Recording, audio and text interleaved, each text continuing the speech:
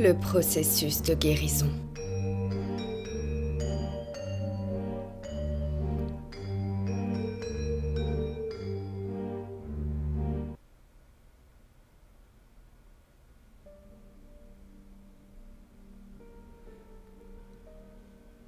Mon bébé vient d'avoir 1 an. Durant cette année à l'élever seule, rien n'a été facile. Et j'ai toujours beaucoup de mal à l'aimer. Quand je le regarde, je vois un monstre. Je vois mon agresseur. Mon bébé n'a jamais été désiré. Il est le fruit d'un acte non consenti. Une agression que j'ai subie en pleine rue, il y a maintenant 1 an et 9 mois. Alors quand je le regarde, je vois en lui ma vie ruinée par cet homme à la sortie du métro. Il m'avait suivi dans la rue. J'étais seule. Personne autour de moi. Et quand je repense à ce moment, je me revois en état de sidération totale, incapable de bouger, de crier. Mon âme s'était dissociée de mon corps. Je n'étais plus là physiquement. C'était la souffrance la plus sadique et horrible que j'ai pu ressentir dans toute ma vie. Et ce passage de mon existence m'a laissé un fruit empoisonné. Personne de mon entourage n'est au courant de son existence. Je le cache aux yeux du monde et à mes propres yeux. Je n'arrive pas à ressentir d'amour à son égard. Je m'occupe juste de lui parce que j'en suis obligée. Lorsque je sors en ville avec lui, il est dans une poussette avec un voile occultant. Il est hors de question que le monde soit témoin du jour le plus sombre de ma vie. Je ne veux pas qu'il soit vu. Je suis consciente que mon comportement est autodestructeur. Je m'enferme dans mon traumatisme. Je sais que je devrais consulter un psy, mais je ne me sens pas encore prête. Ça me forcerait à accepter ce qu'il m'est arrivé. Mais rien que l'idée de repenser à ce jour m'emplit de douleur, d'idées noires. Peut-être qu'un jour j'arriverai à l'aimer. Peut-être qu'un jour je le présenterai à mes proches. Mais ce jour n'est pas prévu pour le moment. J'habite loin de ma famille.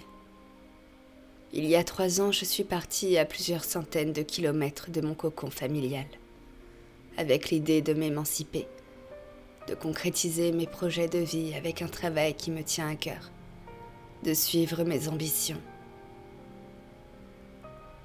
C'est comme ça que je me suis rendue loin de tout, vulnérable. J'ai effectivement un travail qui me fait vivre, qui me fait oublier mes douleurs le temps d'un instant. Et j'en suis passionnée. Mais à cause de mon bébé, je suis bien moins investie, car il me prend du temps lui aussi. Je bosse souvent à domicile, pour allier vie pro et vie de famille. Même si pour moi ce n'est pas vraiment une famille. Je me sens très seule. Une collègue m'a conseillé de sortir faire des rencontres. Elle me disait que j'avais peut-être besoin de retrouver le sentiment d'amour que j'ai perdu. Mais depuis mon agression, je n'arrive plus à faire confiance aux hommes. Je les vois tous comme des détraqués, comme des pervers. Ma collègue me disait que ça faisait partie du processus de guérison. Il fallait que j'y aille étape par étape. Alors j'ai suivi son conseil et me suis inscrite sur un site de rencontre. Ça me rassurait que les rencontres soient digitales dans un premier temps. Les hommes à qui je parlais ne pouvaient pas me toucher, me regarder. Et moi, ça m'a permis de les analyser en prenant le temps qu'il me fallait. Puis, au fil des discussions, j'ai rencontré un homme passionnant, aimant, compréhensif et patient. Il avait aussi beaucoup souffert dans son passé. Il était empathique et à l'écoute. Il s'intéressait à moi. Et le fait que j'ai un bébé ne le dérangeait pas.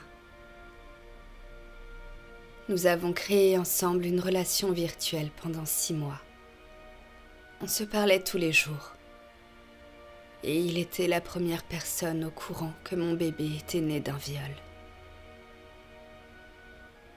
Il était au courant que s'il s'engageait avec moi, il s'engageait aussi avec mon fils et avec mes traumas. Mais ça ne lui faisait pas peur. Il ressentait pour moi un amour intense et voulait faire partie de ma vie, de mon processus de guérison.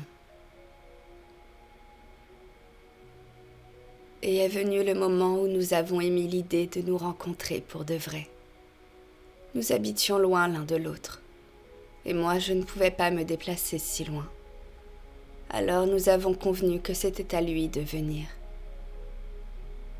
Quand on s'est vu pour de vrai, ça a été une libération. J'étais rassurée. Il était la même personne que sur ses photos. Et intellectuellement, il était authentique. Il ne m'avait pas menti. C'était quelqu'un de bienveillant et d'attentionné. Il m'avait offert un magnifique bouquet de fleurs et avait acheté un cadeau pour mon bébé. Il voulait le voir, mais je n'étais pas à l'aise avec l'idée.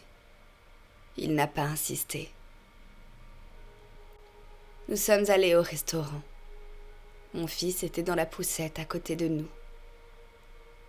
Le dîner s'est déroulé à merveille. Il a été très gentleman. Nos discussions étaient passionnantes. Le temps passait si vite avec lui. Et je ne pensais à rien d'autre que le moment présent. Après le restaurant, je lui ai proposé de venir chez moi. Ça lui évitait de prendre un hôtel durant la semaine. Bien sûr, nous avions convenu de faire chambre à part. Je n'étais pas encore prête à m'ouvrir complètement à lui.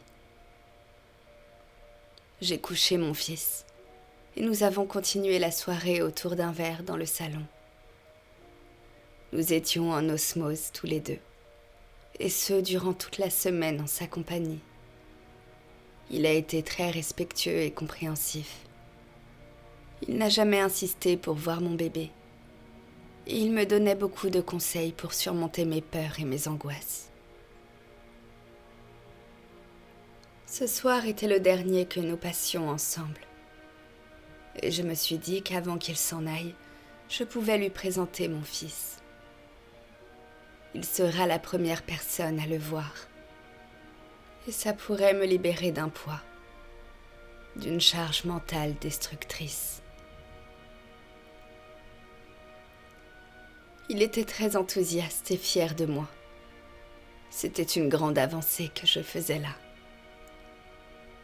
Alors je l'ai guidé jusqu'à la chambre de mon bébé.